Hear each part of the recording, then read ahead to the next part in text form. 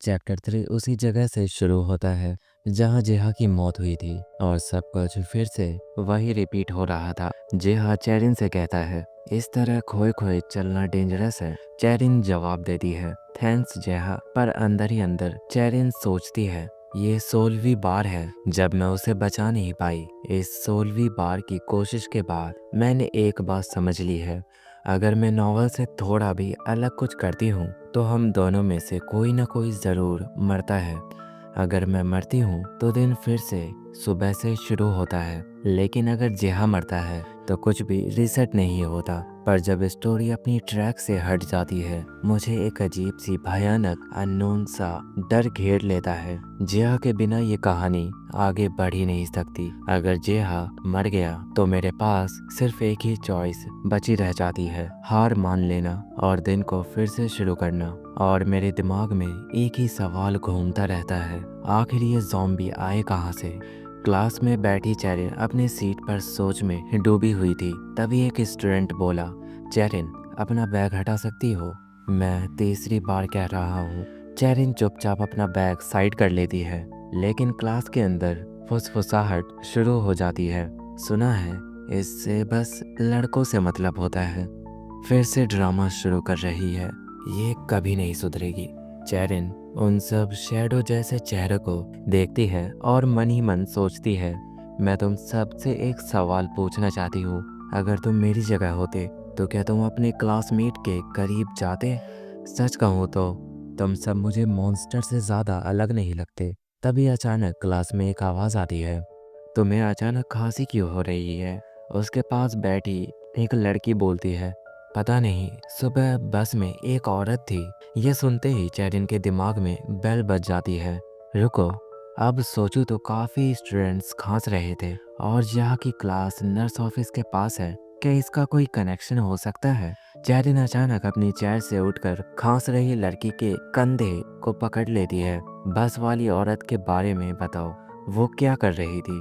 वो क्यों खांस रही थी? मुझे बताओ वहाँ क्या हुआ था? तभी एक लड़की जूली चेरिन पर गुस्सा हो जाती है, बस तुम्हें किसी बीमार इंसान से कहने को सिर्फ इतना ही मिला? जूली की दोस्त बीच में बोलती है, बस करो, देखो कितनी बीमार है वो।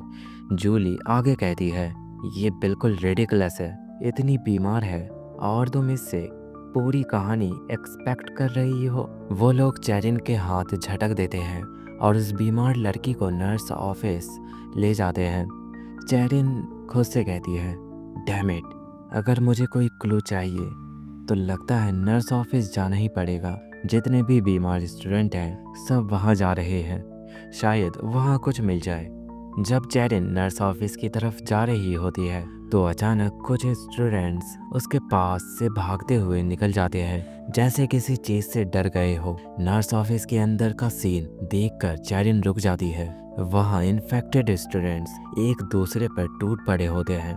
अजीब बात ये थी कि चेरिन ना तो डर महसूस करती है ना ही शौक, बल्कि उसे एक अजीब सी रिलाइफ होती है। जेहा यहाँ नहीं है। तभी चेरिन होश में आ जाती है, सबसे पहले मुझे यहाँ से निकलना होगा। वो दरवाजा खोलने की कोशिश करती है, लेकिन दरवाजा हिलता तक नहीं। क्या हो रहा है वो सोचती है। तब उसे एहसास होता है दरवाजा फंसा हुआ नहीं था, उसे बाहर से लॉक किया गया था। किसी ने जानबूझकर इस जगह को सील कर दिया था। ज़ॉम्बी अब चेरिन की प्रेजेंस नोटिस कर चुके थे। वो धीरे धीरे उसकी तरफ बढ़ने लगे। चेरिन पैनिक में खुद से कहती है, मुझे यहाँ से निकलना होगा, मैं सेकंड फ्लोर से जंप कर सकती हूँ। वो विंडो की तरफ भागती है, खिड़की खोलती है, लेकिन नीचे का सीन देखकर उसके सांस अटक जाती है।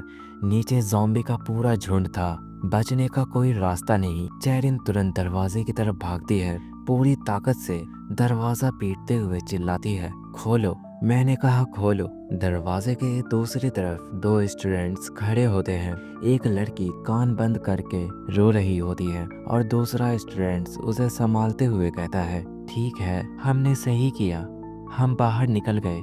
चेरिन अंदर फंस गई है, पर हम क्या ही कर सकते हैं, हमें दरवाज़ा लॉक करना ही पड़ा। मत रो, हमारे पास कोई और चॉइस नहीं थी। तुमने देखा ना उन्होंने पहले क्या किया था? ये सुनकर चेरिन दरवाज़ा पीटना बंद कर देती है। वो ठंडी आवाज़ में खुद से कहती है, शिट, क्या मैं यही फिर से मरने वाली हूँ? इतना दर्द होता है, क्या मुझे ये सब फिर से सहना पड़ेगा? इससे बेहतर तो वो पीछे मुड़ती है। नेक्स्ट पैनल में चैरिन के खून से भरे हाथ एक कागज़ के टुकड़े को पकड़े दिखता है। सीन वापस दरवाजे के बाहर शिफ्ट होता है। वही स्टूडेंट बोलता है, हमने सही किया, पर शिनबी, तुम इतनी ज़्यादा खांस क्यों रही हो? तुम्हारी आंखें इतनी लाल क्यों हो गई है? उसके आखिरी शब्द ही सुनाई देते हैं। सीन कट हो जाता है। चैरिन फिर से अपने बेड पर होश में आ जाती है। गुस्से से कहती है, वो सब कितने सेल्फिश एसहोल थे। तब वो अपने मुंह से एक फोल्डेड पेपर निकालती है और कहती है, पर उनकी वजह से ही मैं ये कागज़ अपने मुंह में छुपाकर अपने साथ वापस ला पाई। अब मुझे पता चल गया है कौन कौन नर्स ऑफिस गया था और कब। और यहीं पे चैप्टर 3 एंड हो जाती है।